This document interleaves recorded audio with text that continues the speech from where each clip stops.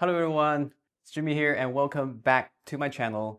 In today's video, we're not going to do any sort of lens reviews, but instead we're going to unbox these three Light Lens Lab lenses here, and I'll give you my first-hand unboxing and on-hand experience of these three lenses. All right, without further ado, let's get started. All right, now let's first take a look at the first lens here. It is no other than the Light Lens Lab 8 element. It is essentially the remake of the first ever Leica 35mm Summicron. It's made out of brass apparently because it's super dense.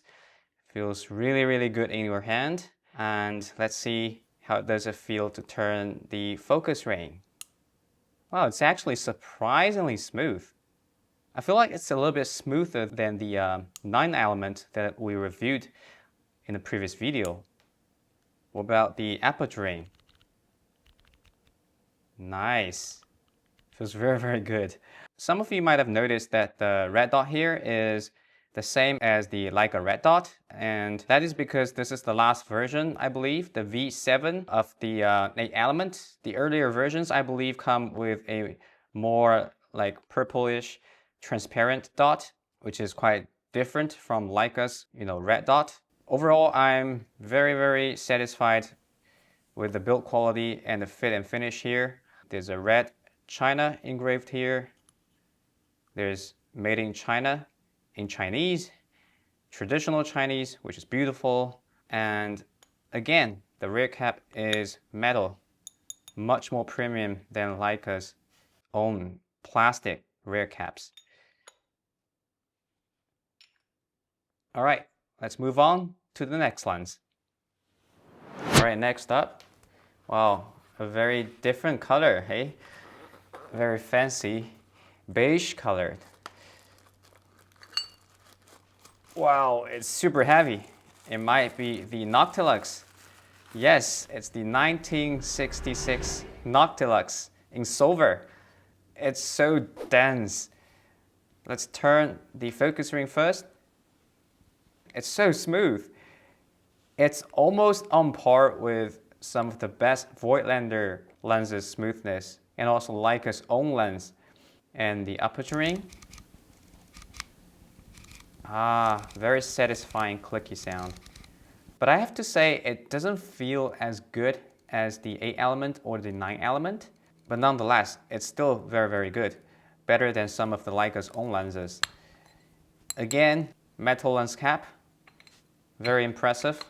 This one doesn't have the red China on the front ring here. It just says 1966 50mm f1.2 Light Lens Lab, and that's it. But look, there's a made in China traditional Chinese engraved in red, which looks fairly good with this silver finish. And I believe this is also made of brass since it's quite a bit heavier than Leica's aluminium remake version of the original 50mm f1.2. All right. Oh, forgot to mention, there's also a lens hood that comes with this lens. Let's take a look at that. All right.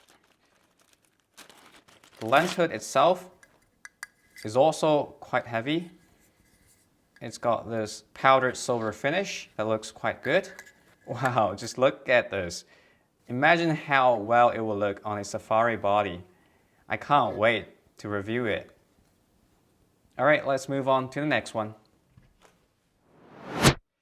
The last one here has to be the Elcan, right? Probably one of the smallest Leica 50mm f2 lens. It's unbelievably tiny. Again, metal rear lens cap, feels so good. The aperture ring of this lens turns the opposite way, and also there is a little notch here for you to turn the aperture ring even with the glove on. That's some military spec stuff here. Very smooth, feels very good. What about the focus ring? Again, it's very smooth. So smooth. Having such a small 50 f2 lens to play with just feels really, really special. I really hope that Leica can start to make some smaller lens options, just like this one here. And something interesting here is that you'll see the China font here is in white instead of red. But there's also this made in China in traditional Chinese engraved on the lens body here. So each of these lenses, even though they're very, very similar, there's a bit different design cue going on here. That's something interesting. Alright, so now you know which of these three lenses they are. I picked up these two lenses myself. This one, the 1966 50mm Noctilux replica, is on loan from Light Lens Lab. Each of these lenses are really interesting. For example, the 8 element is what started Light Lens Lab and this whole Leica classic lens replica thing.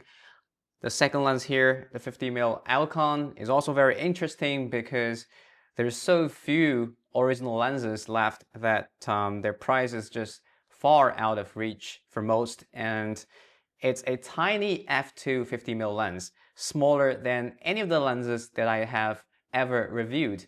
And the 1966 50mm 1.2 being the most expensive lens Light Lens Lab has ever released, and probably one of the most beautiful lenses Leica has ever released. So it will be really interesting, and I'm personally very curious to see how it performs compared to the Leica 1.2 Noctilux reissue. So yeah, which one of these lenses you want to see me review first? Please leave your comments down below, and I see you in the next one.